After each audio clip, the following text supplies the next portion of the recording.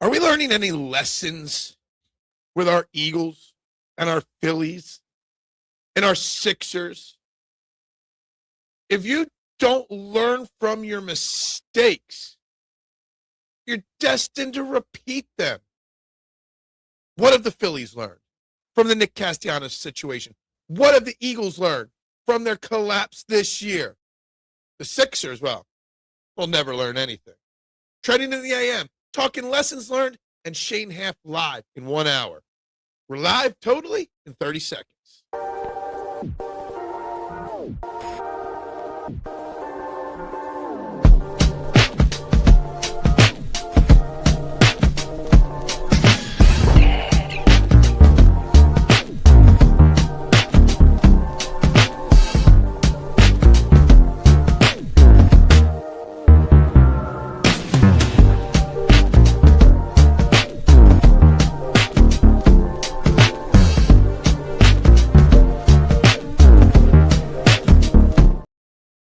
And a very good morning, everybody. Welcome all to Trending in the AM right here on the STT Sports Network. We are live as we are Monday through Friday, 8 a.m., 90-plus minutes of sports talk, setting the trends for what sports talk should be in Philadelphia. Guys, it's free to do.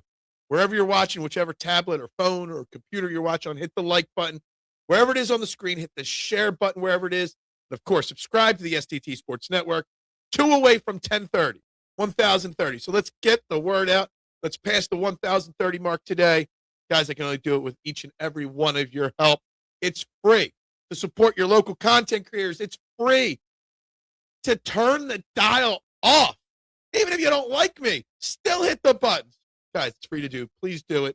Would greatly, greatly appreciate it. And we've got a jammed, packed show today. Joining us at 9 a.m. in just under an hour, per request by multiple people, from the Eagles Pin Pull Podcast Network, the great Shane Haff will join us for the final 30 minutes to talk Eagles this offseason. Some of the hot topics we've been covering. He'll bring a very different approach to it and to the conversation. So can't wait to have Shane back on again. It's been a little while since I've had him on. But, guys, let's get to it. We're talking Phillies. Nick Castellanos officially released, and then he releases a letter with some very interesting comments in it. We're going to talk the situation.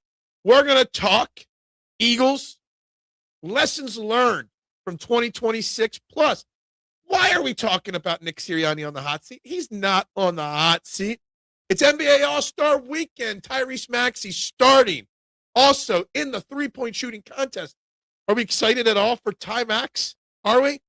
Finally, it's Valentine's Day weekend. Do not forget, gentlemen, do not. Next year, you're going to be pushing Valentine's Day off because it's on Super Bowl Sunday. You better get your Valentine's Day in this year. And it's also Friday the 13th today as well. And I forget about the other. I had a joke, but I forgot to write it down. Never mind. Anyway, let's get right to the comments, guys. Like, share, subscribe. Let's go. Duck. Good morning. It's because the media in this city has realized they can manipulate the fan base with bad hot takes and untruths. Then players and organizations learn the same thing. I agree with that. I got a very important quote to read, but we're going to catch up on comments first. It's a vicious cycle, but the old saying goes, you feed the wolves you like and starve the ones you don't, be it to be to your benefit. Or, yeah, absolutely.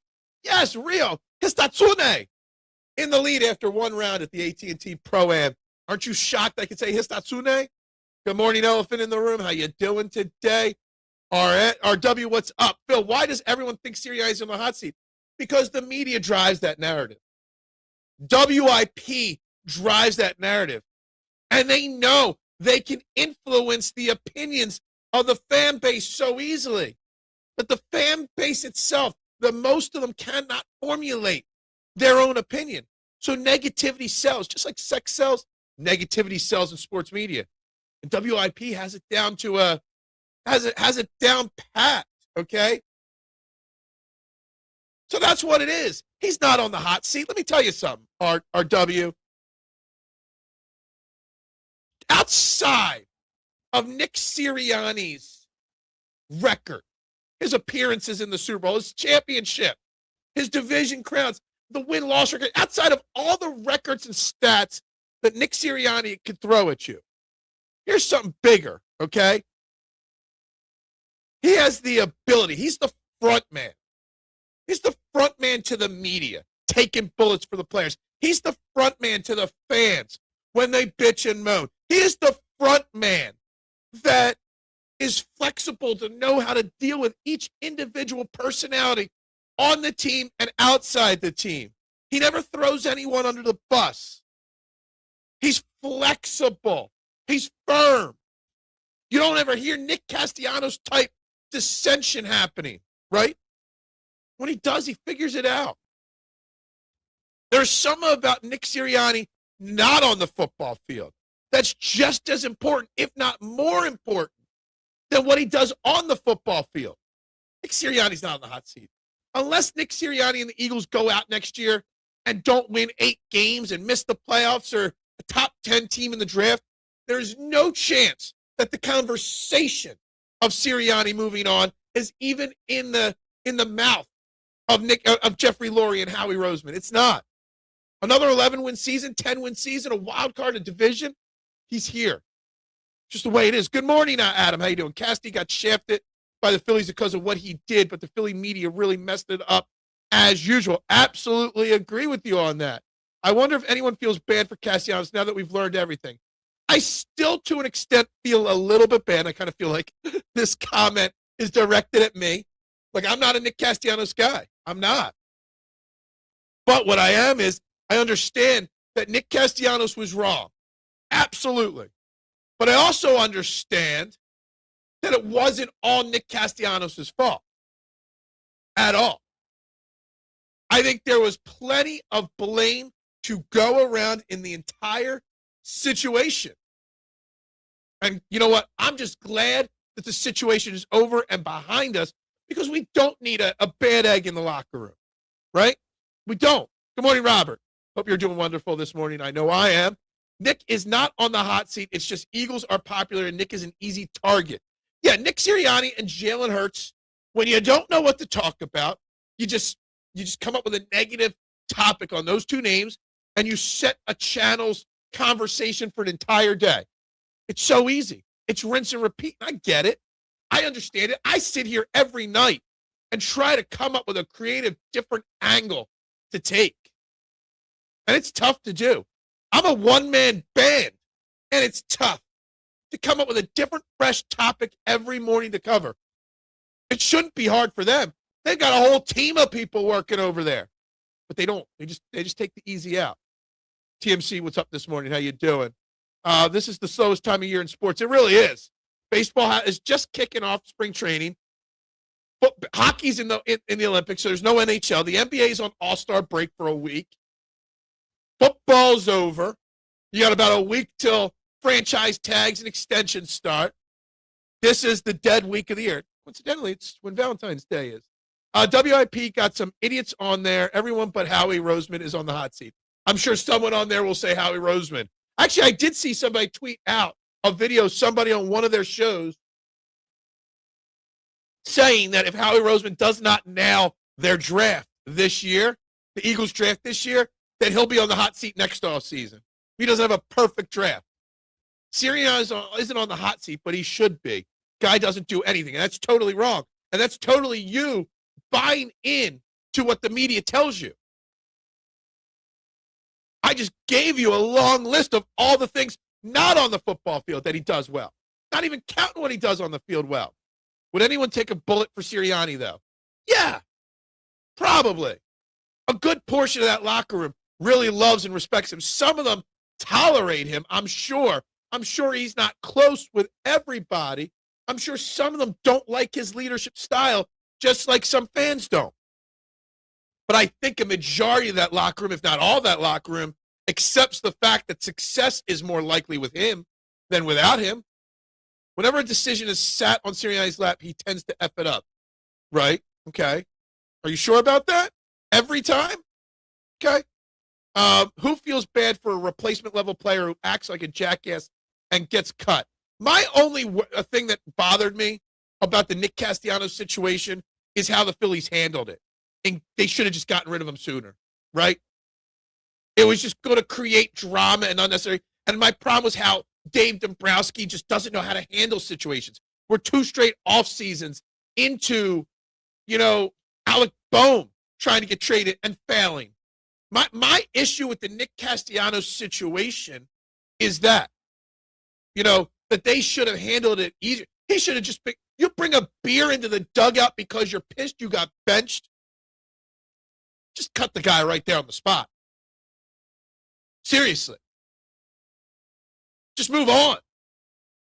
I'm sure there's some kind of a contract voiding that you could have done. He broke team rules, so he voided his contract. He's out of here. Not only that, the beer in the dugout's not just a team rule. It's an MLB baseball rule. So they could have handled it so much differently. WIP radio kills Philadelphia sports. I'm thinking of the song, radio killed the music killed the radio. Whatever that 80s song is. I'm trying to sing this to WIP killed the Philadelphia. It doesn't work. But I thought it would work there. Sirianni, only in Philly do they bitch about everyone but the players. Unless the player is leaving, it's moronic and insane. The players themselves are the ones to really blame. It's crystal clear. Yeah, I don't disagree with that. Come on, guys. Hit the like button, hit the subscribe, the share. Yep, Dombrowski comes off looking weak. That's all it is to me, okay? When I stick up, or when it sounds like I'm sticking up for Nick Castellanos, it's not necessarily that I'm sticking up for Castellanos. It's making sure I bring light that no one else is bringing light to is that Dave Dombrowski looks weak, looks stupid, looks like he's got no clue what he's doing. And that's my problem, K1. It's not that I want Nick Castellanos on the Phillies still. That Adolis Garcia isn't going to be better. I mean, he's at worst, he's going to be the same. It's that Dombrowski is like bulletproof in this city. You can't criticize him. You can't criticize how Rob Thompson handled this situation. That's the problem. I know, Anthony, you're not a fan of him. I know. I get it. It wasn't just sitting there with a beer, though, that there was an argument. There was so much more to it. It wasn't even just that day or weekend. It's been since day one. Reports came out in the Matt Gelb Athletic article that even when the Phillies offered him that contract, right, the reports state that he went to his agent and said, I don't know about playing there. And I'm paraphrasing the Matt Gelb article a little bit here. Can't you go find somebody else that'll give me that same money? And when his agent said, no one else is going to pay you, he's like, I guess I got to go there. Nick Castellanos never wanted to come to Philly. Ever. If it video killed the radio star, that's right, duh. I don't know why I couldn't figure that out. When see music videos now on MTV, I don't even think they do music videos anymore. Maybe there are multiple areas of incompetency here. That's fine. Maybe that's the way it is. But people want to see it one way and one way only, and that's the problem. This was from the Nick Castellanos letter. And let me tell you something. This goes towards the media and stuff like that. All right? The Nick Castellanos letter to the fans, okay? This is a quote from his letter. Remember, the sharp attention and powerful passion you have for your sports teams, this is directed to the fans, are not married to the lenses of media companies that cover them. My interpretation of that quote, your passion is not married to the lenses of the media company. Stop believing and listening to the media to form your opinions. Form your own opinions is what Nick Castellanos is saying. And you know what? If I take anything from this disaster of situation with Nick Castellanos and Phillies away, it's that he nailed the final quote to the fan base. To stop listening to the media. Be your own person. What's up, Rick? Dombrowski needs to be gone. The game has passed him by. Dombrowski needs to be gone 2 years ago, Rick, at this rate. Right? What most engagement you have ever got on a tweet? I have no idea. Had a couple tweets over 1 million impressions, so I don't know. I know one of them was a Jason Kelsey related thing. I don't even remember. I think it had something to do with him throwing a cell phone. Dombrowski missed it. Yeah, absolutely. He's an idiot. If Adolis comes in with an attitude that he's going to earn his salary at a next contract, then, in my opinion, he'll be better than Nick. That's fine. That's fine. On the field, is he more talented than Nick? Equally as talented? Maybe a smidge better defensively, but that's it. I'd have more respect for Cass if he didn't drink such absolute garbage beer. A Presidente isn't the worst on a cold winter, summer, or warm winter, summer, a warm summer day down in Mexico somewhere. It's not the worst beer. When problems aren't resolved in an efficient manner, there are usually multiple levels of dysfunction, not one person. It's fine. That's fair. I agree. Okay? There's a lot wrong with the Phillies, and there has been for a long time. He should have just stayed with the Reds if he didn't want to come to Philly. Well, I don't think the Reds wanted him. Now there's reports coming out at him that Nick Castellanos was a problem in Cincy, too. The reason people weren't giving him the big offer the Phillies did, the Phillies were the only team that did it or wanted to do it, was because nobody wanted him at that price in their locker room because the cat was out of the bag on what kind of personality he is, what he does. He goes his own way. Dombrowski showed his hand in poker.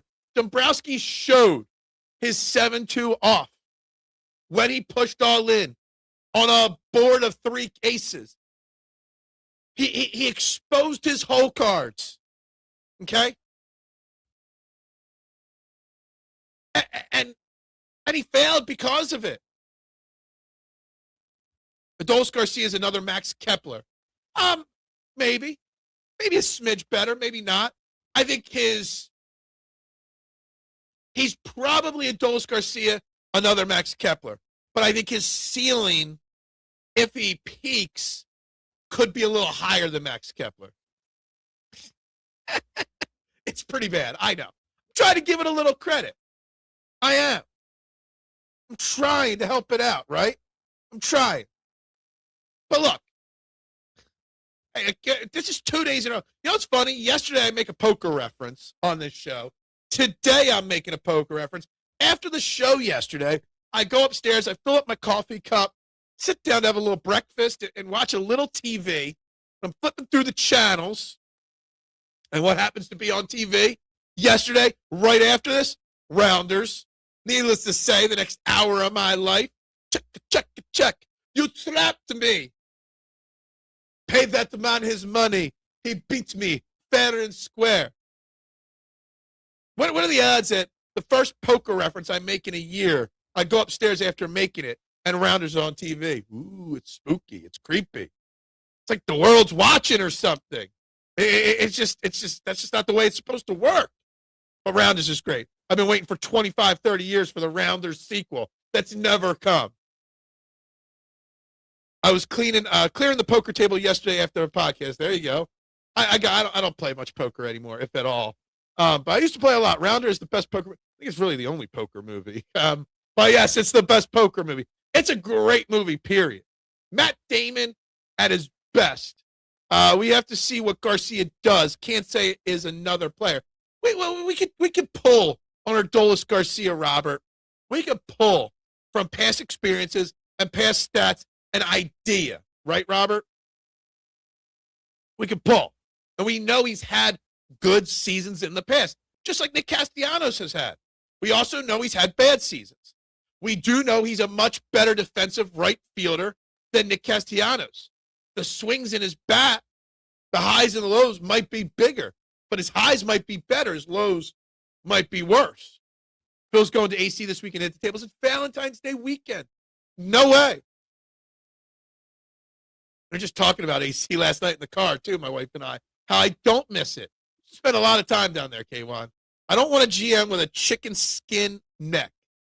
Well, yeah, that's true. And I see your follow-up, unless his name's Pat Gillick. I don't even know if Pat Gillick could fix this Phillies team right now. Rounders, A-plus movie. Absolutely. Olympics blow. I don't know about that. Hold on. I got to pull up a tweet from last night because I already forget his name. Let me tell you something. Last night, I became a massive Nick Baumgartner fan. If you don't know who Nick Baumgartner is, go find him. Dude was a riot last night in the Olympics. Love him. Okay? with the quote of the Olympics, okay? Never had so much fun losing in my life. Just soaking up the moment of being at the Olympics. I love it. I love it. Yes, the All-Star break does suck.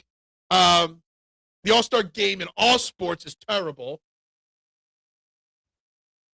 Now, I do think outside of the home run derby in baseball, the three-point shooting contest is the premier skills competition all-star weekends of all sports, right? It's the it's the three-point shooting contest, it's the home run derby, and it's the quarterback challenge. They're your three best all-star competitions in sports. And Tyrese Maxey being in the three-point shooting contest will get me to tune in tomorrow night. No doubt about it. Phil, do you think what? Oh, the All-Star break. Yeah, I do. It's stupid. Wonder if Cass will end up in the NL East. I think Castellanos is a spiteful type of person. I think Nick Castellanos will first reach out to even the Nationals or Marlins just so he could play the Phillies a little bit extra, just so he could play that the fans boo him when he comes to the plate.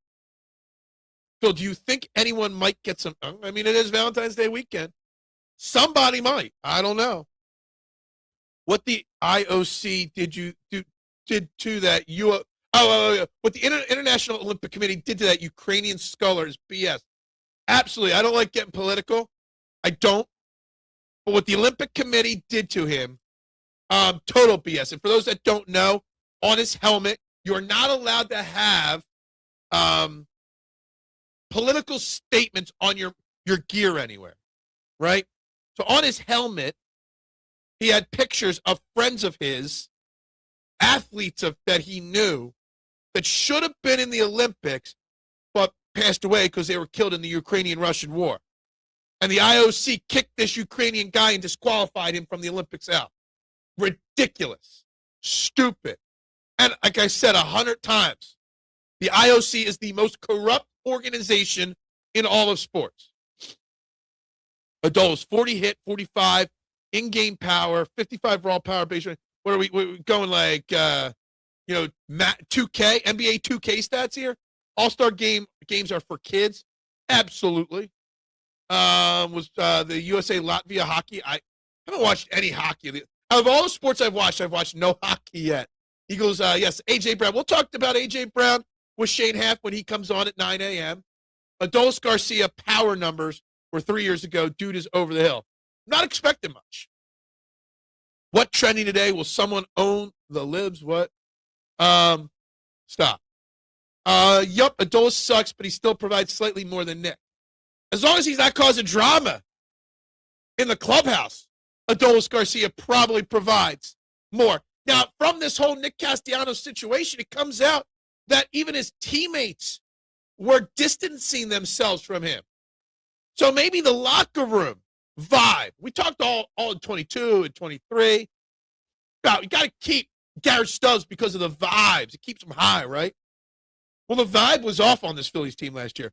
Maybe in part because of Nick Castellanos' attitude wearing thin in that locker room, in that clubhouse. Maybe. The nice guy that no one wants to talk shit on, but is incompetent as fuck, is the worst type of person to work for. Yeah. I see that. Castellanos was the A.J. Brown. The Phillies can't wait to have the A.J. send-off day. I'm still unsure whether it'll happen. Not whether it should happen, Rick. Whether it will happen. Still to be determined, okay? I wish him all the luck, even if he joins the Mets or Braves. I don't wish Nick Castellanos any luck. He's not a Philly anymore, so he's done, okay? I do want to go back to this for a second. We spent a lot of time talking about the media lately and their BS and the Nick Sirianni hot seat. That picture circulating around the internet yesterday of Jalen Hurts and Devontae Smith sitting at a table together at a party Super Bowl weekend, right? And I am utterly shocked that one of the major media sites in Philly have not, or nationally, have not picked up that picture, unless I've missed it, and made a post that, oh, A.J. Brown's got 1 foot out the door. He's not hanging out with A.J. or Devontae and Jalen. Or, oh, is there trouble brewing? Devontae and Jalen didn't invite A.J. to the table? I'm shocked that that's not actually a narrative. But, I mean, the week's not over. I mean, they could do it today. UFL, no, stop. That's worse than a political comment on my screen. Cassie will end up with the NL East so he can come play the Phillies and get booed badly. He probably wants to get booed. So he can say, oh, whoa, look at me. I gave them my heart for 4 years, and they can't thank me by a standing ovation. Should have drank better beer, Cass. Yeah. You would have liked them more if you drank better beer, right? At least with an a-hole, everyone is in your corner. Yeah, it's true. Cassie wasn't classy, and okay, goodbye, and enjoy the $20 million. I mean, we're paying him $20 million. You know how bad a player's got to be on the field or in the locker room or both for you to pay him $20 million to go away? Do you understand how bad you have to be for that? It's crazy. Until the asshole fires everyone and hires toadies, yeah. Bryce is a freaking baby. Look, Bryce is something, but Bryce is a much better player than Nick Castellanos, and Bryce has the respect of a lot of guys in that locker room, so it's a different subject, you know? We treat Bryce different because of his who he is. Adolis Garcia and Crawford means there's two black guys on the Phillies. I mean, Jose Alvarado's from the Dominican, but, you know, got a little bit of a dark skin to him there. I will say Jose Alvarado looks like he's a little overweight. Bryce Young is good. Random comments, as always. Harper is not young. He's talking about Bryce Young, the quarterback of the Panthers. Random TMC comments, as always. Where are we at so far, guys? If you haven't yet liked, there's only 10 likes on the video so far. Like, subscribe, share. 18 of you watching, 14 votes on the poll, only 10 likes, guys. Hit the buttons. Right now, we're at dead even, 36% between Sirianni hot streak, Nick Castellanos, beers and dugout as the biggest talking point this weekend. Maxey, All-Star game, 14%. Valentine's Day night, 14%. Need to see those Valentine's Day plans on the screen. That's what I got to see next. Casty did most likely have the best two-game postseason power surge in Philly's history. Look, the entirety of Castellanos' career in Philly was not awful. He had some clutch moments here. All right? It's not stated enough how bad or how much of an asshole you have to be to be released in MLB on a $20 million. Exactly. Just think about that. Yes, Dave Dombrowski screwed up the entire situation with Nick Castellanos, trading him, getting somebody to give you something or take on some of that salary. No doubt about it. But also think about it. They probably held on so long because nobody wants to pay somebody $20 million to go play elsewhere, to go play for a division rival maybe. Like, seriously. Just contemplate that at your job. What's the max you could get paid that somebody would pay you to go away? And then times it by $2 million, and that's where you come up with. Like, it's insane. Alvarado looks back to rare form. Alvarado is definitely not on the juice this offseason. We'll just say that. Cass is the same jerk-off that when offered 5-year, $100 million by the Phillies, told his I know, I mentioned this earlier. Like, he never wanted to play in Philadelphia, Nick Castellanos, ever, right? Got offered generational wealth contract, went to his agent and said, are you sure nobody else will give me this? Interesting. Nobody would. Yet instead, when Dave Dombrowski calls Nick Castellanos' agent and says, here's my final offer, 5 years, $100 million. And his agent's like, all right, let me go talk to Nick. And when the Phillies don't hear right back, they'll say, well, what's taking so long? Well, Nick wants to see what else is out there to see if somebody else will do better. Just think about that. Dombrowski should have just pulled the offer from the table, right? No one's going to offer him that. Oh, I'm not going to offer him that either.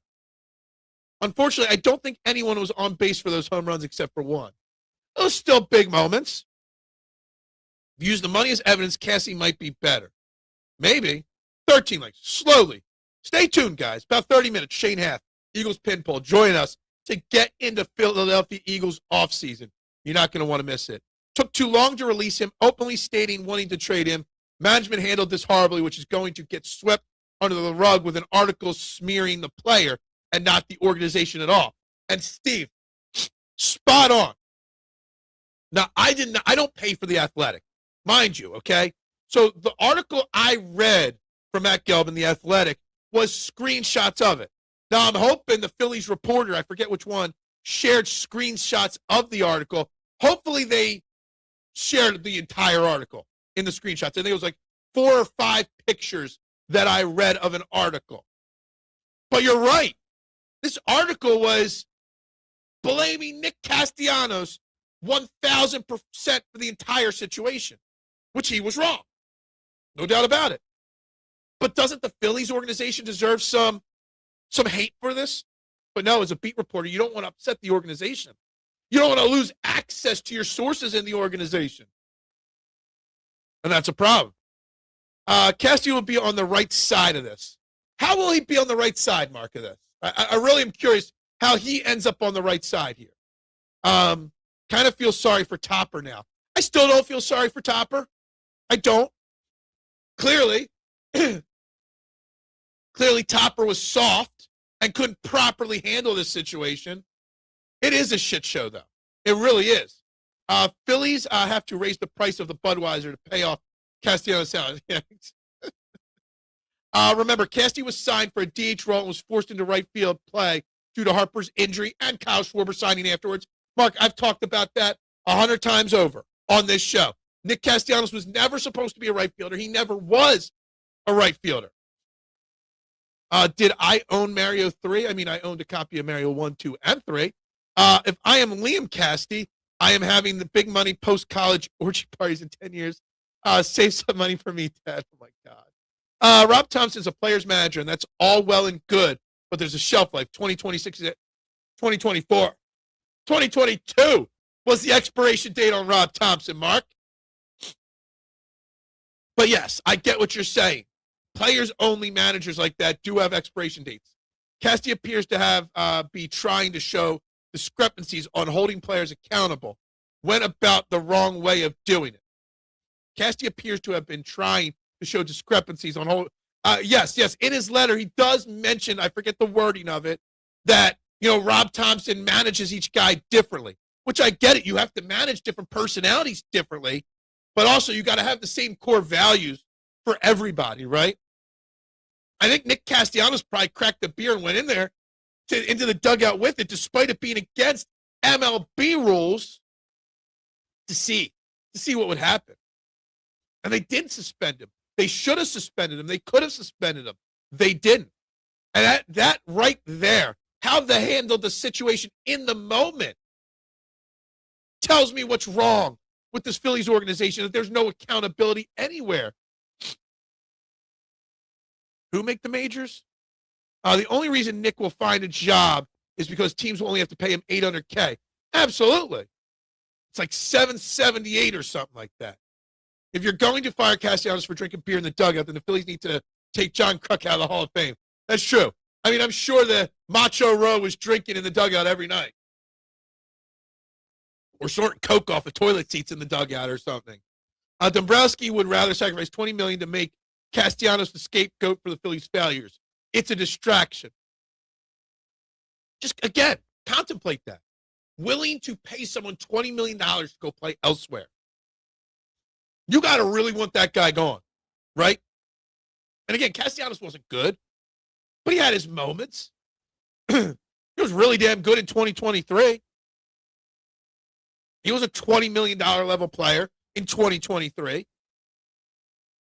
You got to be really pissed at the situation. You got to be really worried about what he's going to do or not do to pay him that much to walk away. Nick will land with a team playing as a DH somewhere with the lockout looming next year. He will get a 1-year, $800,000 deal or $778, whatever it is, 100%. 100%. I was against it as well, Nooms. Signing Schwartz and Casty was they canceled each other out. Hired two of the same player. And I give Nick Castellanos credit in 2022. Okay. You want to give me a right fielder's glove? Never done it? Sure. I'll go out there and I'll figure it out. And honestly, at first, considering his lack of experience, he did okay at it. The problem is that once he figured out how to play the position, he never got better at it. He had no experience, started here, and regressed every year instead of staying here or getting better. I don't know if they're the same. I think they're different, totally different situations, but both drama surrounding them. The Phillies organization under Dave Dombrowski and Thompson and Harper is unraveling at light speed. The season is going to be an absolute mess. Said it before, 2012, all over again this year, 100%. It is going to be an utter disaster. But an utter disaster in the sense where we still win 90 games. We're still going to make the playoffs. You're still going to hear Phillies fans and Phillies reporters say, don't worry, Mark, it's a long season. They won 96 games last year. They'll be fine. Bryce Harper's a former MVP. Don't worry, he'll turn it on in the playoffs. Don't worry, you still got a great starting rotation. There are going to be another year full of excuses, okay, with this Phillies team. I want to know which of his teammates were the ones that questioned if he was a good teammate. I would like to know that as well. I mean, we could speculate. I'm not in the business of putting, fake information out there. I don't know. You would think it would probably be some of Rob Thompson's closest, supporters like the JT Realmutos or the Kyle Schwarbers, maybe Bryce Harper. But if I had to guess, I would think it would be the JTs of the world and the Schwarbs of the world because they're the ones that have toppers back the most. I bet players who played in the 70s and 80s who saw this are chuckling a little bit about the beer. Absolutely. Absolutely. I hope Nick goes to the Braves or Mets. Going to be a great watching the Phillies get him out low and away. You know what's going to happen, Anthony? Because this is just the Phillies' luck, Anthony.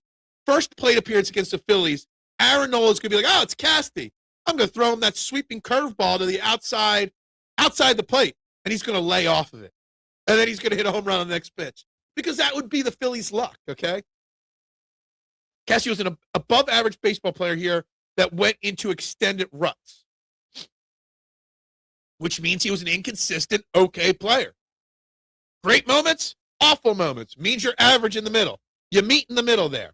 If I'm going to guess JT comes off as a no-nonsense kind of guy, love the guy. Look, I don't like how they handled his situation this offseason either. They ended up overpaying JT Realmuto, too, to return.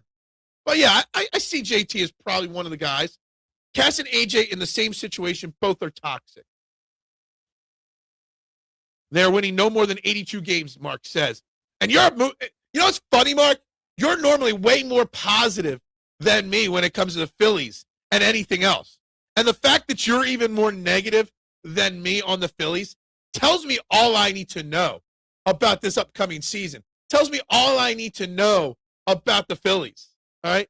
When the most positive Phillies fans are frustrated and are down, I've been telling everybody this since 2022, that this team wasn't it. But don't worry, they win a lot of regular season games. Now, a few people are starting to trickle to my side of the equation. It is amazing everyone still kisses Harper's ass. We're talking crazy once again. Yeah, I mean, look, it's time to hold Bryce Harper a little bit more accountable. It absolutely is, okay? It is totally okay. Totally okay to hold him accountable more. It's okay to not kiss his ass all the time. It's time to produce. Totally see a 30-14 start for this team, followed by a sub-500 finish. Totally can be the way it is.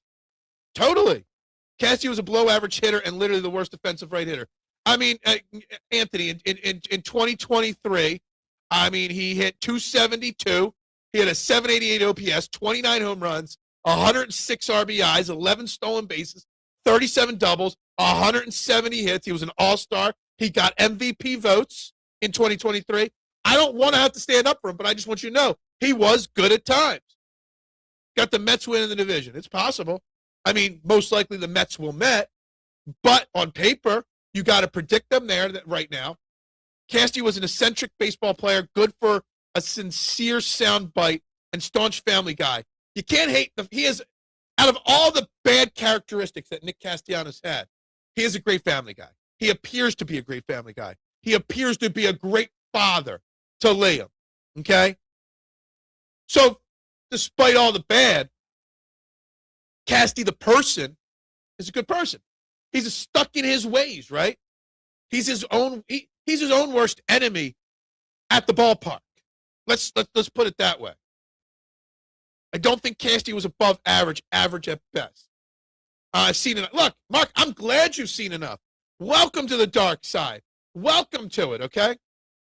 I agree, Mitch. The Mets should be an issue this season, but most likely it's going to be the Dodgers in the world. Absolutely. I mean, it's the Dodgers on paper. It's the Mets on paper. The Dodgers have proven that they can succeed what the paper says. The Mets have not. Absolutely. It'll be just like the Knicks-Sixers game the other night. All New Yorkers, right? And I hate it. I did love when Casty gave it back to the media, especially and if you're right about it, that's dope, right? Moment. Look, Nick Castellanos gave us great sound bites. Harper's offseason Instagram posts are pissing me off. The red light therapy blankets and whatever the sci-fiction. I've seen enough 70s sci-fi movies to know that red light blanket is going to turn on Bryce Harper and eat his leg off at some point. All right?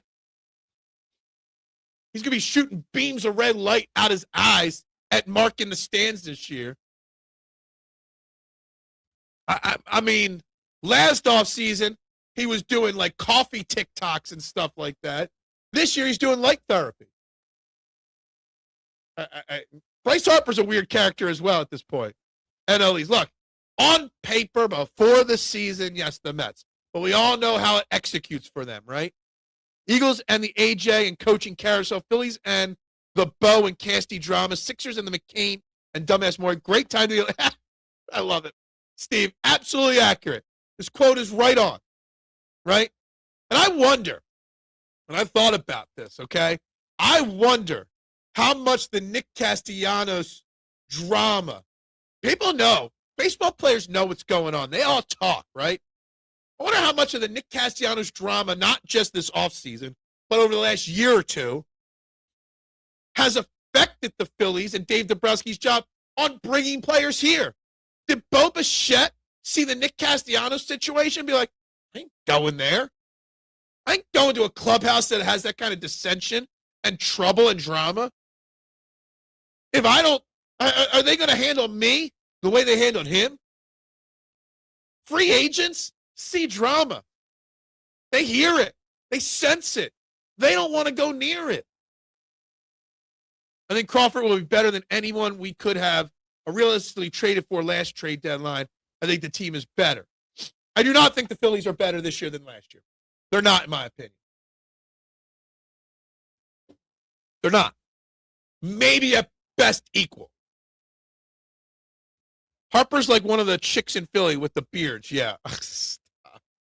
The insanity. Casty's numbers were bad. Overall, they weren't good, but he had one really good year. My batting order is Turner, Crawford, Harper, Schwartz, Garcia, Bohm, Realmuto, Marsh, Stott. Well, unfortunately, Mark, you are not the manager, so you're not going to get this. I would be perfectly fine with Schwarber in the 4-hole. We know it's going to be Turner, Schwarber, Harper, Bohm, 1, 2, 3, 4, though. We know that's the way it's going to go. We know Rob Thompson won't bat Schwartz 4. We know Rob Thompson won't bat Crawford 2. We know all those things. Crawford's going to be in your 9-hole. Stott's going to be in your 8-hole. Because we know how Rob Thompson manages. Oh, Mark, that's not Mark. That's Mista. Mark and Mista look the same on the screen. In real life, they probably look a lot different. At one point, Mets had 3 DHs, no first baseman, no left field, no center field, mediocre starting pitching, and bullpen, short a few arms. What did they do since that point? I mean, they added Bo Bichette. That's why everyone's like it. Tommy Ladd finished with 3 straight birdies. Why aren't we talking that today? You know what I'm talking about today? Real Hitsatsune, okay, that I can pronounce his name.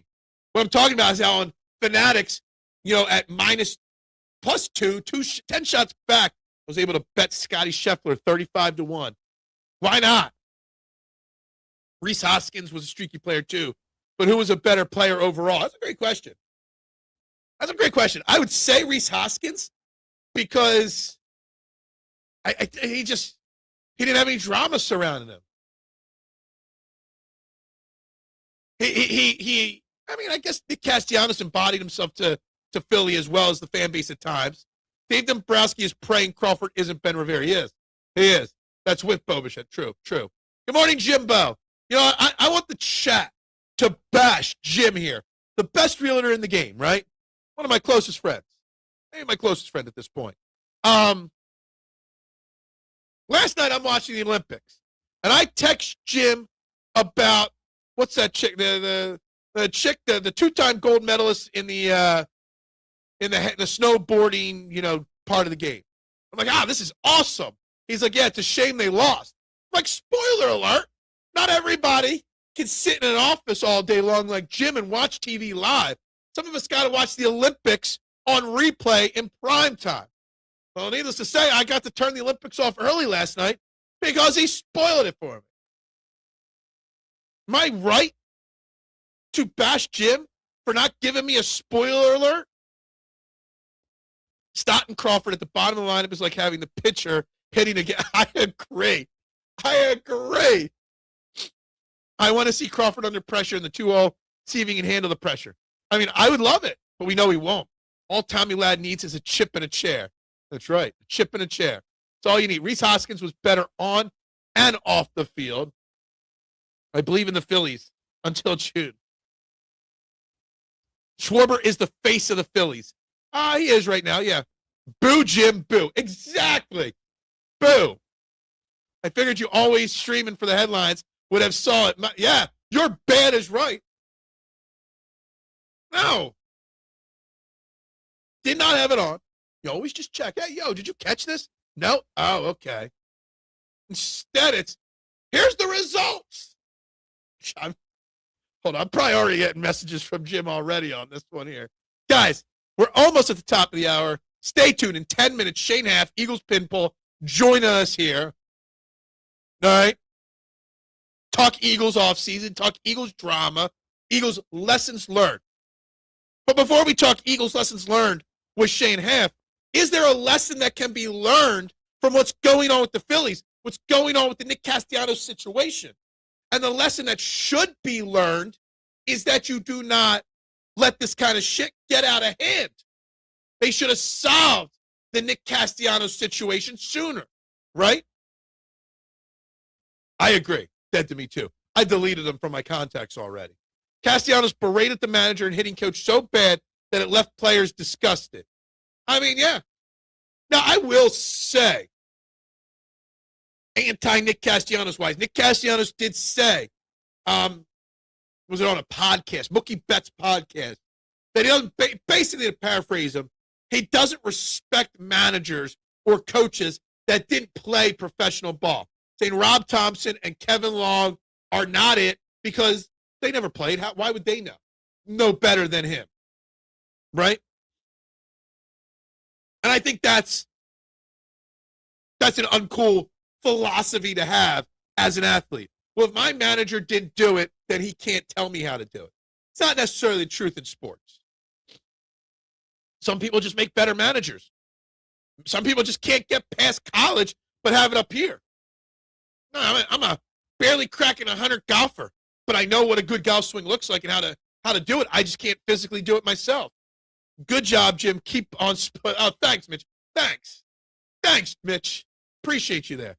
Maybe there's a 30% chance they make the playoffs. The Phillies? Yeah. Olympics are for casuals like Phil who have jobs. Wait. I have a job. I DoorDash every day. Phillies win the NL East. I'm saying it today. I'll take that bet. A bottle of oil on the line between me and Jim. Phil's feel as though they are moving more about sweeping things under the rug than problem solving more often than not. I like this. All right? I like this. They do sweep things under the rug. Even when the Castellanos situation went down and he was benched for a game, within a day or two, that story was swept under the rug massively. You should have You could have. You had to suspend Castellanos on the spot. You did not. Why? Why? Make a statement. The Phillies could have been a better team. When we always wanted people to be held accountable, right? If Rob Thompson would have held Castellanos accountable and said, yo, everybody, I am suspending Nick Castellanos for 7 games without pay. Why? Because he broke a MLB rule. He brought a beer during a game into the dugout. Make a statement. But Rob Thompson wouldn't do that, right? Rob Thompson's one of the good old boys. Rob Thompson's the cool drunk uncle on Thanksgiving. He doesn't like to rattle the cages. He likes to keep things quiet. Make a statement like that, maybe things are different. Phil, do you respect Dave Portnoy pizza reviews since Dave never made a slice of pizza? I used to hate Dave Portnoy and his pizza reviews. Then COVID happened, and he used his pizza reviews for so much good. He helped so many small business owners and pizza shop owners like me. He didn't help me specifically, but he helped a lot of us. So I gained so much massive respect because he might be an asshole. He might be a D-bag, but he always uses his platform for some form of good. At that point, pizza shops. Now he uses it for animal rescues and dog rescues with Miss Peaches. So while I think Dave Portnoy is a complete and total a-hole, he also takes time every day to use his massive platform in a good way. So I respect Dave Portnoy. I do. Braves, Mets, Phillies. Yeah. Bet on what? I disagree. Braves finish third, comes down to Phillies, Mets. At some point, the Mets will have to win something, right? Dakota projections rank the Braves ahead of the Mets and Phillies for so there are odds. Look, the Phillies are still, I don't know about still. As of last week, the Phillies were still, I think, the 5th or 6th favorite to win the World Series on bet sportsbooks. So say what we will about the Phillies. They are still, in the odds rankings, a top-tier team. How are people putting the Braves first? They did nothing this offseason. It's my birthday, Friday the 13th. Mister, happy birthday, if it really is your birthday. It's Friday the 13th today. It's Valentine's Day tomorrow. Last week it was the Super Bowl. I'm glad I wasn't in the pizza business anymore for that. Now with Friday the 13th, which is a disaster day in the pizza business. Tomorrow, Valentine's Day. Thank God I don't got to make 50 heart-shaped pizzas tomorrow. It's like bing, bang, boom. Every reason I want to get out of the pizza business are happening right in a row. Dave Portnoy, at times, is a terrible person. Absolutely. But the amount of money he has raised for dog rescues, the amount of businesses he helped pay off their bills for because they were struggling, the amount of press he gave for free, he's an awful human being and a great human being at the same time. And why is he an awful human being? Because he's got different political opinions as you, because he's an asshole like me. Look, I get it. People form their opinions on guys like this, but deep down inside, he does a lot of good as well. And I know one good deed does not make a bunch of bad deeds go away, but really his bad deeds, are they that bad? I don't know. Braves are so much of a wild card, I would need to take a longer look at the situation. Yeah, so would I. I doubt they'll be in last place this season. I disagree. Total bad person. This season feels like the Phillies will have to make a big-time move at the deadline this year if they're contending because of the offseason. Yeah, but do you trust? Do you trust Dave Dombrowski to make that big move? Do you trust Dave Dombrowski to swing for the fences? I don't. They can. They will win 69 or more. Phillies end second or third. Heart-shaped pizzas, skimp on size. They do. You charge extra large pizza prices for a medium pizza. Hey, I'm always good for that. I want a heart-shaped pizza. Never crossed my mind. Some places do it. It's just you pay more money for less pizza. You can raise money without being a garbage human. Why is he a garbage human? Okay? Explain. I want to know. I'm starting to feel like the boy that cried wolf. Phil doesn't believe anything I say. I believe everything you say. I remember he paid a year at Pizza Shop in one of his videos. He did. He saved I remember the first one, this old guy, been there for 60 years, was going to close his doors. He paid every one of that guy's bills off so he could catch up and stay open. The guy didn't even know who he was because he was an old guy that wasn't online. That doesn't make him a good person. I said that. He's a shitbag that does this stuff to cover himself. Look, he does shitbag stuff. He is an asshole. And I said, one good deed does not right all the wrongs, right? I respect what he did for pizza shops and what he does for animal rescues. Some people take the good deeds as a license to spend goodwill on jackassery. Dave Portney was accused of, I'm sure he was. Doesn't shock me, okay? A lot of people have been accused of that. Raised over $1 million for the fallen Delaware trooper. Has my respect. There you go. Another example of good, right? I can't even say on YouTube why. Look, he is an awful person. He's done bad things. He has done great things as well. One does not right the other. I get that. I don't want this to turn. I've been forced to stick up for Nick Castellanos. I don't want to stick up for Dave Portney. I was asked, do I, respect what he did for the pizza business or his pizza reviews? Okay? And what he did for the pizza industry was amazing. That's all I said. Let's end it there. I think a lot of his good deeds are done because of his shitty actions to make it seem, maybe it helps him sleep good at night. Okay? I don't know if he does it for clicks so much, but those clicks help make him money, and those clicks make him money that he then donates back to businesses. What does Dombrowski have to work with? No money, farm is young, and not very valuable. Exactly. That's all part of his fault, isn't it? For the veterans, also, I like Portney. Yeah. Okay, that's fine. I get it, Mark. It doesn't take away, the bad doesn't take away the good. Just like the good doesn't make up for the bad doesn't take away the good. We can praise the good as long as in our head we remember the bad, right?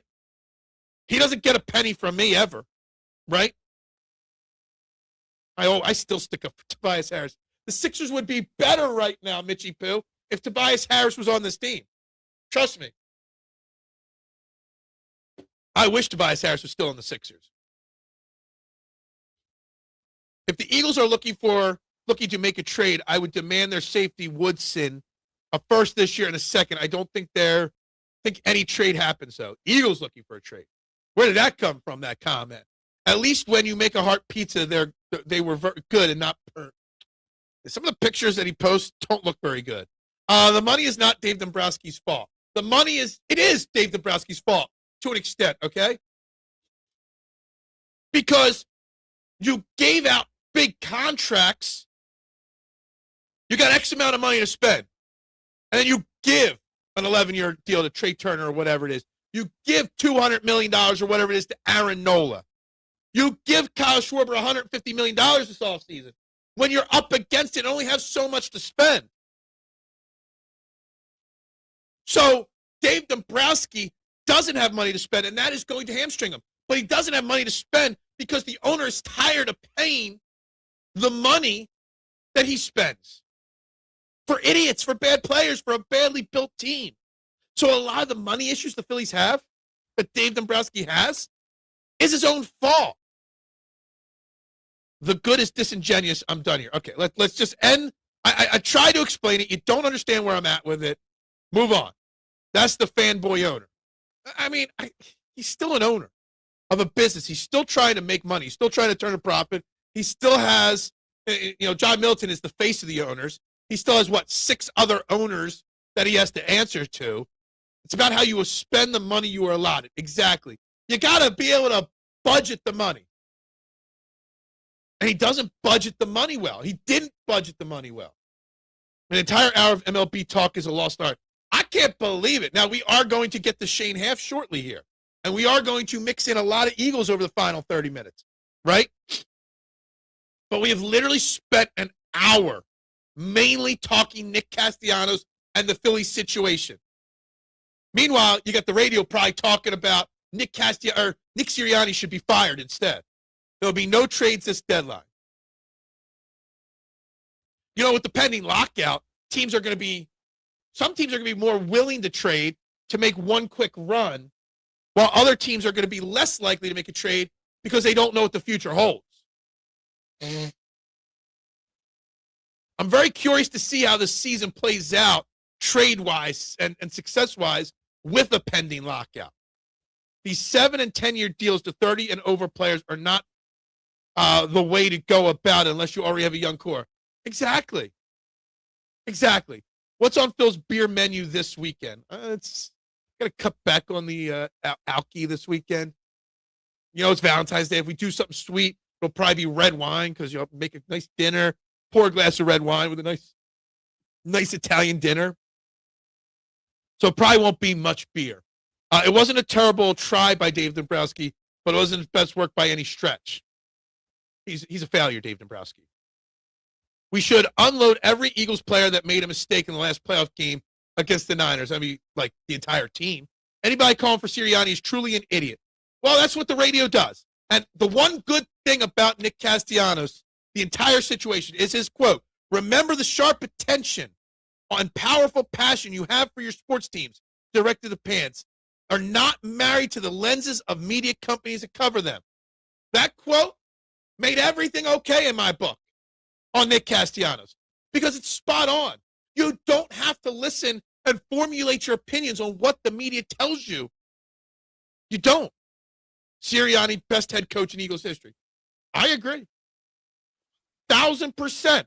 And at that, it's a perfect last comment before we welcome our special guest on the air. Joining me on the I Have No Sponsor hotline, the boss man over at Eagles Baseball, the great Shane Haff. Good morning, Shane. How you doing? Good morning, Phil. Man, you nail the transitions. That's great stuff. I mean, that was completely accidental. Like, I do nail them, but that one was completely, totally accidental right there. That just was perfect timing, coincidental. It's been a minute since we've had you on the morning show. There's so many different angles and so many things that we could talk about at this early point of the Eagles offseason. But I saw from Anthony DeBona a tweet yesterday, and it's got me thinking, and we spent a lot of time today talking lessons learned from the Nick Castellanos Phillies situation, but Eagles related. What is the biggest lesson the Eagles should learn from their collapse this past year? Oh, man. I know it's a tough question because I don't know the answer. I could figure out the Phillies' answer to that, but I can't figure out the Eagles. What was the biggest mistake or the biggest issue that they faced that they've got to fix? I mean, it's got to be everything related to the offense, and and I think it became a cascading problem. Like the Eagles' offense has been simple for several years now. And they've been to a Super Bowl twice. They won the Super Bowl once, running a similar offense. Now, it wasn't as bad as it was this season. Mm-hmm. And I think there's a lot of things that factored into that. I think part of it was the offensive line play. And certainly injuries were involved. You hear the things about Landon Dickerson contemplating retirement. And I think you were maybe doing draft stuff with us, or at least on a draft show with us when the Eagles drafted Landon Dickerson. Maybe I'm misremembering, or maybe it was a post-draft show. I think I remember being on the mic with you and Dibes and some of the guys, and I was very out on the Landon Dickerson pick at the time, and I cited all of the injuries and that I didn't think he would make it to a second NFL contract. And, I mean, I'll be honest, I really like Jeremiah Owusu-Koramoah, and the Eagles hadn't had a linebacker in years. Mm-hmm. And, I mean, by all accounts, he's had an awesome career. He has stayed more healthy than I thought he would, but those concerns are still there. And sometimes when you take the swings on those guys, it ends up hitting, but it doesn't hit as in he's here for 12 years. It hits as in he has a great 5-6 year run, and then the bottom kind of falls out because of injuries. I'm concerned that's where we're headed with Landon Dickerson. And frankly, he seems concerned that's where we're headed. And so that doesn't help. Cam Jurgens, I don't think Cam Jurgens is a bad football player. I think he was pretty clearly playing hurt this last season, and you get the Lane Johnson injury. So, I mean, we all remember 2020. 2020 was a train wreck, not just in football terms either, but that whole season was a train wreck. And where it all started was the mounting offensive line injuries. And so it is going to be hard when you've got those sorts of injuries to work through that. And so I think that's the first thing. Being unable to run the football really hampered this offense. And you can survive a lot running the football, taking your shots outside the numbers to A.J. Brown, as long as you're running the football well, and A.J. Brown's playing well. And neither of those things seem to be the case this year. Something was off with A.J. Brown, whether it be injury related, effort related. We know he had the hamstring thing early in the year, mounting frustration with the offense. We just saw Jason Kelce speak about that, how he's a guy that lets frustration build and it affects his play. So I think there's all of that swirling there. And then you end up unable to course correct. And there was an attempt. To do some different things. None of it really worked very well. There were flashes where you thought maybe they could get it together. The thing that really kills me is that all season long on my past game review stuff, I was calling this stuff out and talking about some of the fixes that I thought would be pretty simple to implement that wouldn't radically reshape the offense, some things you could course correct on mid-season. And I just didn't really see a lot of those things. And so I think it was a fundamental failure all the way around to adjust. But I think the biggest thing early on was the health of the offensive line and the inability to run the football. And the staff was unable to overcome that throughout the season. Steve's saying that the tush push and consistent use of that play maybe contributed to the injuries. I was always against that. I didn't plan on going tush push direction, but as we're talking about the injuries on the O-line, I almost think that the injuries caused the tush push to be less effective, not previous use of the tush push, created the injuries. You know what I'm getting at there with that? Maybe Yeah. The way Steve's saying it, reverse it a little bit there. I've always been a big believer that they spent too much time setting up the tush push versus just using it as, another play. They were trying to get the 3rd and 1 instead of trying to get the first down on 2nd down and not needing the tush push. But anyway. Yeah, you could do a whole thing. I think the injuries are why the tush push became less effective. I don't know that it caused them, but I think the whole thing is predicated on following your center and left guard, and they were both hurt all season. So they were hurt all season long. Obviously, with the problems last year, there are a lot of changes, right? We've got a new offensive coordinator. We've got a new offensive line coach. We've got new coaches all over on the offensive side of the thing. But what the talk is on the radio, and I don't know if you listen to the Eagles check down or if you follow any Phillies things, there's a lot of talk about Nick Castellanos. And in his letter to the Phillies fans, he said, you are not married to the lenses of the media companies that cover the sports teams in Philadelphia. And right now, the media companies are talking about Nick Sirianni being on the hot seat. And Mitchie Pooh here is asking, are you a Nick Sirianni fan? What are your thoughts on Nick Sirianni? Do you think he should be on the hot seat? But more importantly, do you think he's making the right decisions this offseason with these they're radical coaching changes to the philosophies we've had over the last 4 or 5 years? Yeah. I don't think Nick Sirianni is the one that hired the offensive coordinator, if I'm being honest. I think this is probably coming from above him. I think the Eagles are probably, we heard reporting that whoever was brought in was going to have full autonomy. They're going to assemble their staff, those sorts of things. I sort of feel like, in 2023, they kind of let Sirianni get his guy. In 2024, they brought in the outside guy that they kind of wanted. I think in 2025, they probably let Nick kind of have a little more say in it.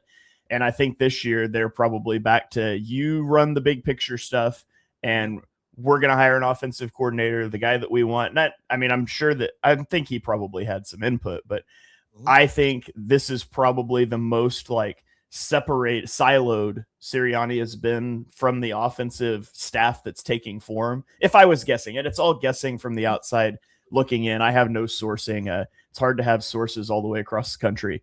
But I think that there was probably some conversations with Sirianni about things that they think he's good at, things that they think we need help with, and really separating those things out. And so, whatever you think of Nick Sirianni, and maybe that'll be proven wrong.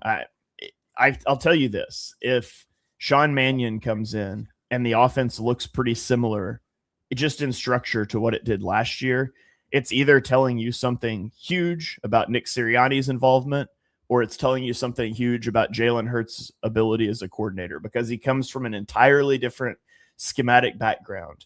And I would expect to see, and you see it from, the O-line coach change and different things. Like, I expect to see a pretty different offense next year. And if we don't, I do not think it will be because Sean Mannion chose that. And so we'll find out when the rubber meets the road. There's still two variables, so it's a bad science experiment. We're not going to know for sure one way or another, but I would hazard a guess that I'm trying to speak real carefully here. I would hazard a guess. Speak your mind. It's okay. Yeah, I would hazard a guess that if you don't see pretty big schematic changes, it's a reflection of what Nick Sirianni wants to do more so than what Jalen Hurts wants to do, because I know we've got some of those clips in the past about Jalen Hurts talking about getting under center and talking about willing to do whatever. And so, and I expect to see that, to be clear. But if we don't, my best guess would be that Sirianni is inserting himself into that process again, which is something they said in the interview processes that they were going to give whomever full autonomy. So we'll see how that all plays out. But I do expect pretty big differences next year. I want to get back to that in a second, but you used the word, and I hate it. I bashed it. I probably did it on the Eagles check down a few times. Everyone talking about full autonomy. Kellen Moore didn't have full autonomy. Shane Steichen didn't have full autonomy, and it worked out pretty okay for them. Nick Sirianni will always, in my opinion, have some input. He is an offensive-minded guy. As long as he doesn't have input on Sundays or Mondays or Thursdays or whenever else we have football games now, as long as he doesn't have game day input, I think people got to edit their full autonomy part of their conversation to full autonomy on game day. Yeah, I don't think he's going to be never allowed to talk to anybody on the offensive staff. But I think you will see, or at least the plan is, a fundamental shift in the offense. Under the Sirianni regime, the Eagles have been, shotgun, low motion rate, primarily an inside zone rushing attack. And Sean Mannion's offense, I expect to be primarily under center, primarily outside zone, lots of motion. Now, I don't think you're going to swing all the way to that extreme. Like, you're probably going to meet a little in the middle, because it's hard to just fundamentally shift the identity of an offense. And there's some personnel things at play too. Like, to run the offense that Sean Mannion wants to run, you need a tight end that you can line up in line and block a defensive end with. Well, that used to be Dallas Goedert. His blocking was really poor last year, and I don't know if that was an effort thing. I don't know if that was a aging thing. Also, the Eagles just don't have a tight end on their roster next year right now.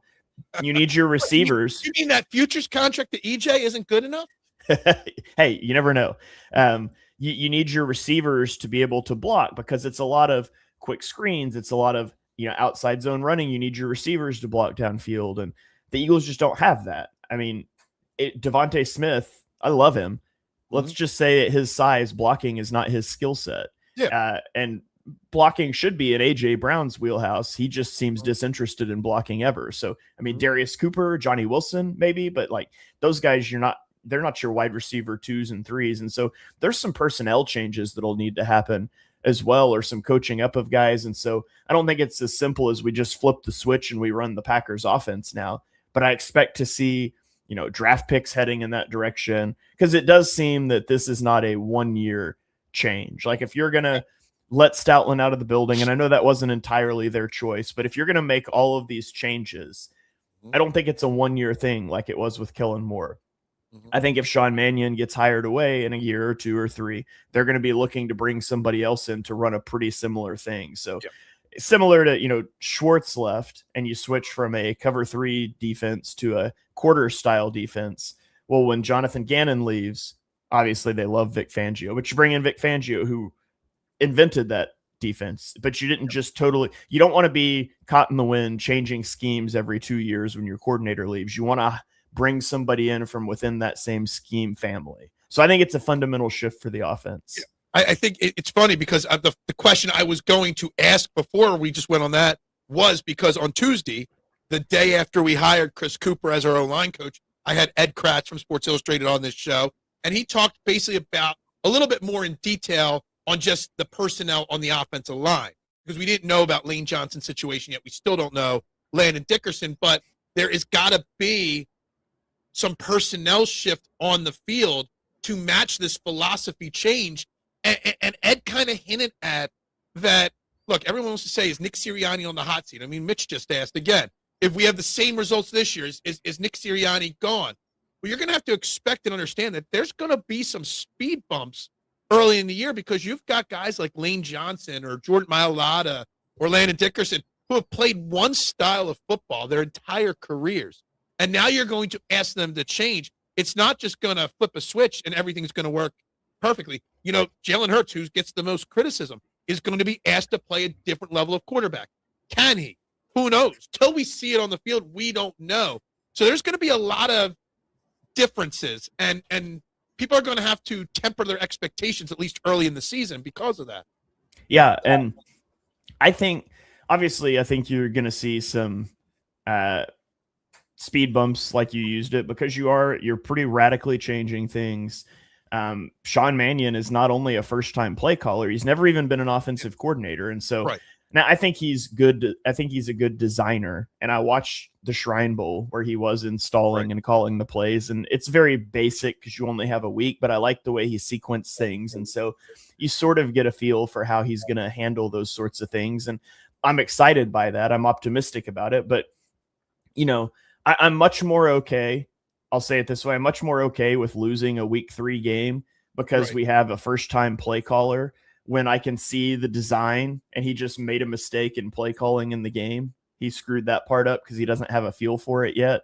Whereas last year it felt like, man, the offensive design is terrible, and also the play calling isn't operating at a high level. So I think it gives you some margin for error, the fact that the offense, I believe, will be better designed. And so that gives you a little more margin for error. I think a lot is about how it looks. Like, you can struggle but see the flashes. Last year, there just weren't really the flashes. And I think that's what had everybody so frustrated, is this is a very talented offense, and it looked like one of the worst things you've ever seen. And that just shouldn't be. Like, there can be some operational issues. There can be some injuries. There can be some play sequencing hitches. Like, those, and by hitches, I don't mean the route. I mean sand in the gears here, but the route too. Don't use that word in this city anymore, right? Yeah, no kidding. And so there can be some of those things, and you can still feel overall good about the process. I mean, I think back to 2016 when you had a new coach. That was the first Peterson year, right? And they drafted Wentz. Yeah, new head coach, new quarterback. And the Eagles were not a good football team. But I just remember watching the games and picking up on, like, these are these positive things. This is what it could look like moving forward, and being excited about that. And then 2017 happens and it all comes together. And now that was a little different because, going into the year, like, we're not contenders. We just had a top pick. We got a rookie quarterback, and the Eagles are contenders next year. And so maybe that leash isn't as long, but I think it's a similar approach, especially early in the year. You know, we talk about all these changes on the field, like with the new coordinators and stuff, but philosophically as a team, they're changing. I wonder how much Nick, because I see this comment, I've left it up on the screen here for a minute. Steve saying that it's going to be nice not knowing what to expect until we see them in the preseason. I wonder if big picture Nick Sirianni is evolving at all, because we never see the starters play in the preseason, but you're installing a completely new offense, like ground up rebuilding it. I wonder if Nick Sirianni is willing to grow enough to change some of his philosophies on how to run the team, like maybe playing some of the guys for a couple series in the preseason. Do you think Nick Sirianni, not necessarily just this, but is willing to make all the drastic changes to everything he does to see this through? I think was specifically on that one. I mean, it makes sense in my mind to say, all right, well, we're doing something new. Let's let them get a half a football in the preseason. Yeah, I mean, specifically on that one, I think last offseason, Vic Fangio had some starters out there on defense for a couple of games. And so I think Sean Mannion will probably have some input into that too, like as he discusses with Sirianni. I think Sirianni's preference would be not to, but I mean, we saw last year, that's not a hill he's going to die on if new coordinator wants to play his guys. And of course, obviously saying no to Vic Fangio is a little different than saying no to Sean Mannion. So, maybe that'll come out later that Mannion will be like, yeah, I mean, we wanted to play these guys, but Nick wouldn't let me. But it'll be interesting to see. I personally, I don't need to see starters in the preseason. I'd be so sad if somebody got hurt, but it would make doing preseason post-game shows a little more fun for sure. Yeah, I agree. I don't want to see starters in the preseason period anywhere on the ball or on the field, but the comment made me think about the evolution of Nick Sirianni and stuff like that, and the evolution of this team. Well, the evolution of this team also comes with the draft and free agency, and with all these changes, you got Howie Roseman's got. I've said this since middle of last season. I've said this offseason is going to be the most difficult offseason for Howie Roseman. And now with a new offensive philosophy, it's even more hard. You're up against it with the cap. You got a lot of players that are due or about to be due extensions. You've got a disgruntled A.J. Brown. You don't have a tight end. You got so many question marks all over and very little money to work with. I mean, how do you, if you're Howie Roseman, how do you prioritize your thought process getting ready? Next week is when the franchise tags and extensions can start being talked. Like, how do you prioritize this offseason? Yeah, I mean, priority number one is sign Braden Mann. I mean, let's get that guy back in. If the offense crashes and burns, let's at least have a good punter. You know what I'm talking. No, that's one thing that I just pretty well trust Howie implicitly with. When you look at the offseason, there's a lot of moving pieces here, and I've kind of done like the free agency stay or go sort of thing, and just looked at some of those pieces. And I think, as always, I mean, obviously they're going to be trying to get answers from Lane Johnson and from Landon Dickerson. And I don't think they're probably going to share those answers. I mean, if Lane Johnson's retiring, you would kind of like the rest of the league to not know that going into the draft, so you don't get pigeonholed into something. Same thing with Landon Dickerson, although, offensive guard's a little less of a round one consideration, especially in the higher 20s instead of the 30s. But I think, as always, the trenches are going to be your priority, right? Even if all of those guys come back, you're likely going into the last year or two of Lane Johnson. That Landon Dickerson's contemplating medical retirement now, and so you want to get a replacement for that guy. There's potentially needs there. They always value the trenches, and edge rusher was an issue last year. They went out and they get Jalen Phillips, and we'll see what happens with Jalen Phillips. I would assume that he is probably going to get paid more than the Eagles really want to pay. And so you're back to, we need edge rusher depth. And I would expect that to be where the Eagles kind of live early in the draft. And the thing for me with free agency always is I never want to go sign top of the market free agents. Yeah. What I do want to do is I want to go sign vet players on cheaper deals to fill out my roster, so I don't walk into the draft with an obvious, you must draft this in the first round. And so, and you see the Eagles do that, right? They go get Josh Uche and Adoree Jackson last year, and that means they don't have to draft an edge rusher. Of course, they thought better of their edge rusher room than it turned out to be, and there's some injury things there too.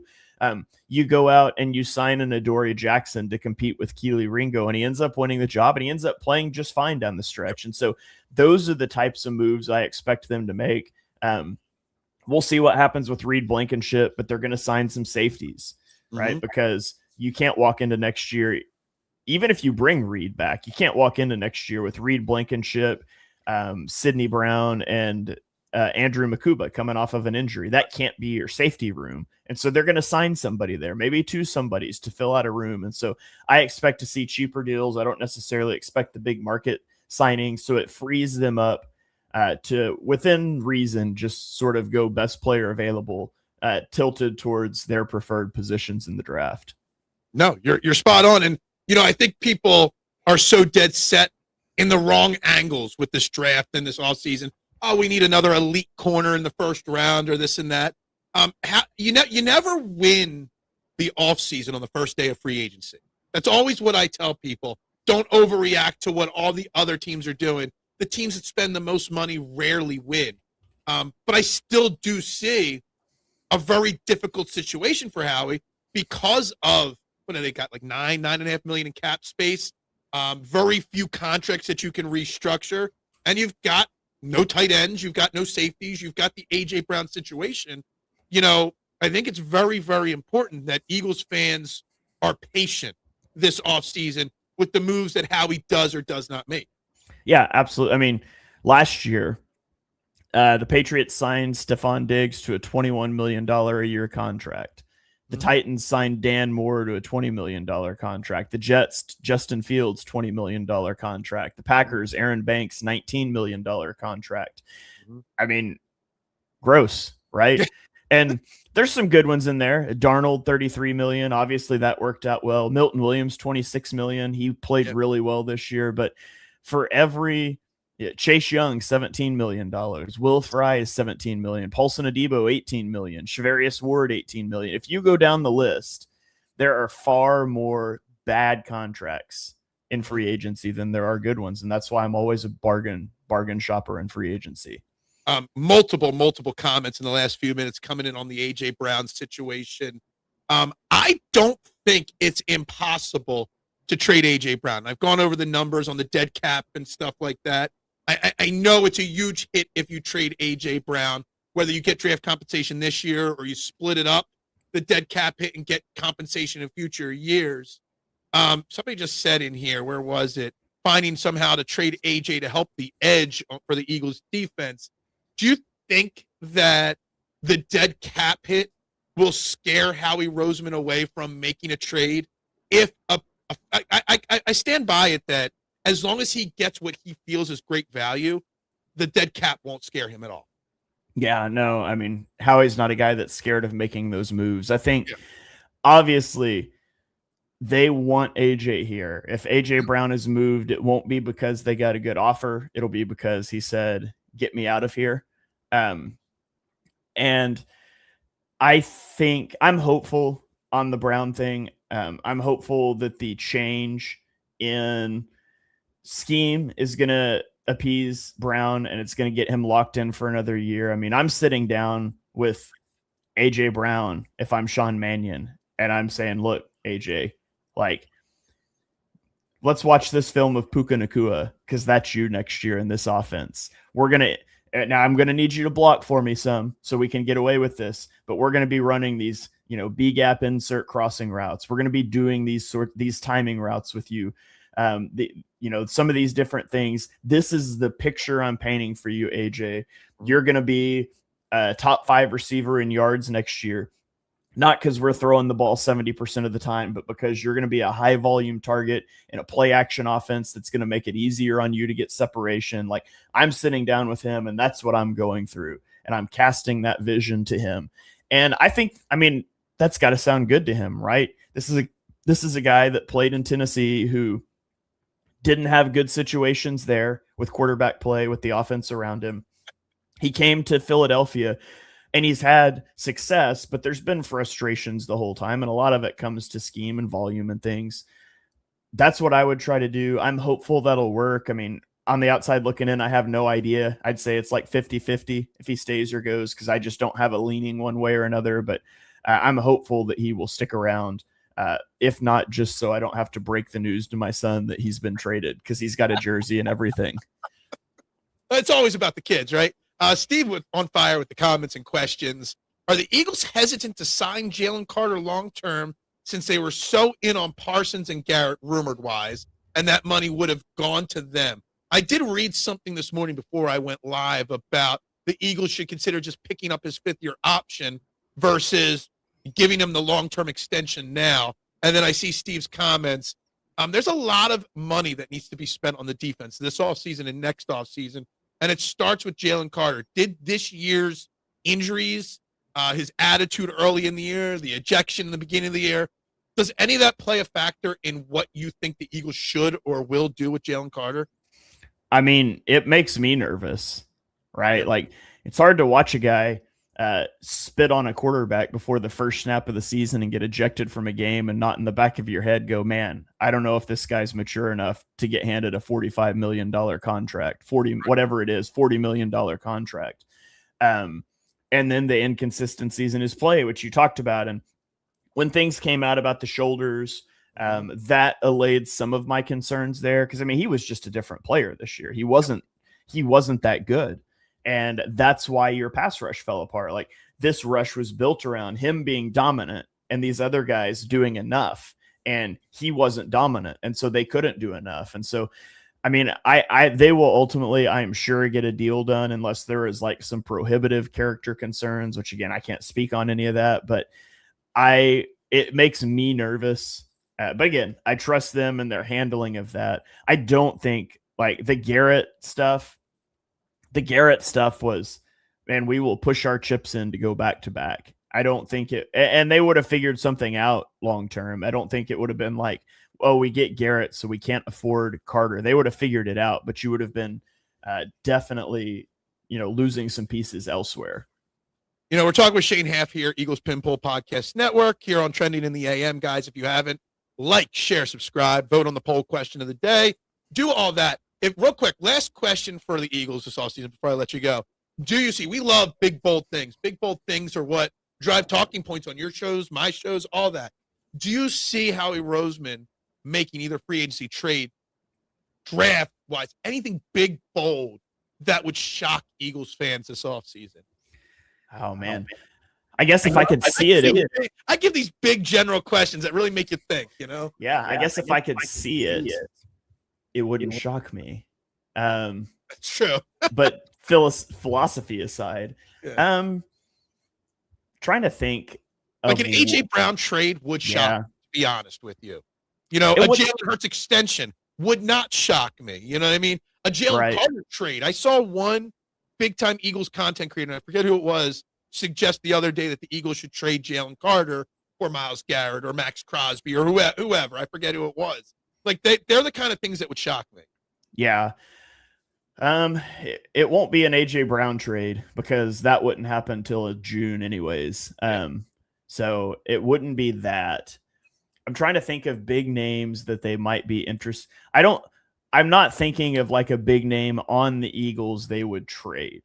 I'm trying to think if there's a big name. I'm saying a big draft day move. That would him trading up to get somebody in the top 10 or 12. That would shock me because you'd be investing a lot to do that. Could that be how he's thinking? Is he that dead set on getting Lane Johnson's replacement? I haven't even dove into the draft yet, so I don't know if there's somebody in the top 10 or 12 that would massively help the Eagles. Could he be in on something like that? Yeah, there's one thing we know about Howie. It's that he will move around in the draft. And, I could see him. He likes to make moves. He likes to be aggressive and go up in the draft. So I could certainly see that. And they've got a lot of ammunition. On the flip side, they've potentially got a lot of holes they'd like to fill. So I am generally a fan of not making big trade ups because I'd rather have more swings, more bites at the apple, so to speak, than going all in on one guy. But it wouldn't shock me though if Howie moves around in the draft because we're so used to that. Trading into the top 10, that'd be really pricey. Yeah. So I guess it would shock me if they went into the top 10. It wouldn't shock me at all if they went into the teens after somebody that they decide they like. I'm not thinking of a big name out there. I could see them, if they did move AJ Brown, I could see there being a corresponding receiver move. Absolutely. Like if they go get a name wide receiver in free agency, then I would start thinking my wheels would start turning that AJ Brown might not be here post June 1. But if that doesn't happen, I'm going to continue to operate under the assumption that he's there. It's going to make great content, right? The Eagles go draft a receiver. They trade up in the second round for a receiver on draft night. And then we've got to do the whole AJ Brown thing for 2 months afterwards until we find out for sure. No, that's what we need, right? I don't even know who this is, K1. Who's Carnell Tate? Your draft stuff better than me. That's a name that I've seen pop up in the chat once or twice today. Yeah, I'm just starting. Starting draft stuff this week. So I just ran a mock draft and posted on Twitter, and I got bashed because I guess all the names I picked had issues or something like that. I was just going on best available at positions of need. Anyway, Shane, what do we got coming up this week and next week here on the Eagles Pinpool Podcast Network? Guys, if you're not following it, I mean, it's obviously Shane and Johnny and the crew there do great work. What's on tap in the next week or two here on Pinpool? Yeah, Birds of the Round Table is into their draft stuff, so they did their QB rankings this last week. Mark and I are going to start our draft stuff this week on Chalk Talk, so we'll be doing draft position rankings and just sort of looking at it from an Eagles perspective in the lead up to the draft. And then Johnny and I have been diving into the film hard. A couple weeks ago, we did a Shrine Bowl rewatch because, again, Sean Mannion was loved all the Sean Mannion work. Yeah, was the coach there, and so he was installing an offense, calling the plays. This week we did we watched a cut up over like 4 or 5 different games for the Packers, just seeing how they utilized route concepts and specifically like what changed when Malik Willis came in because Jordan Love was injured. So all the film for that is on our Patreon, but we did a takeaways show on the podcast network. So you can check that out at patreon.com/Eagles Film Room if you want to get the film part of it. And next week, we're either going to be doing the same thing for Josh Grizzard, or we may kick that down the road a week and we're working on getting a cap specialist on to talk about just some of the different cap stuff. So one of those two things will be happening this week or this next week, and one of them will be the following week. So lots of stuff still coming out. Obviously, the stream of content slows a little bit this time of the year, but we've still got lots of podcasts coming out on the Pinpool Network.